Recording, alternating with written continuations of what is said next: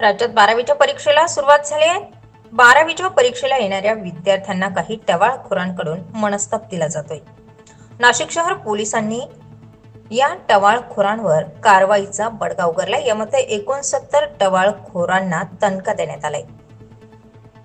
त्याचबरोबर stop and search मध्ये 112 वाहनधारकांची तपासणी करण्यात आली. 13 ट्रिपल सीट वाहन चालकांनाही यावेळी दंड करण्यात आलाय. त्याचबरोबर विना कागदपत्रे 6 वाहने व इतर 4 अशा कारवाया करण्यात आल्या. नाशिक शहर पोलीस उपायुक्त परिमंडळ 1 किरण कुमार चव्हाण, सहाय्यक पोलीस आयुक्त सरकारवाडा विभाग नितीन जाधव, पोलीस निरीक्षक गंगापूर राजपूत यांच्या नेतृत्वात कॉलेज रोड परिसरात 12 फेब्रुवारी रोजी ही कारवाई करण्यात आली. 12वीचा पेपर सुटल्यानंतर कॉलेज रोड परिसरात विद्यार्थ्यांना नाहक मनस्ताप देणाऱ्या टवाळखोरांवर नाशिक शहर पोलिसांनी कारवाई केली आहे. स्टार 24 फास्ट न्यूज साठी दीपक अंभोरे, नाशिक.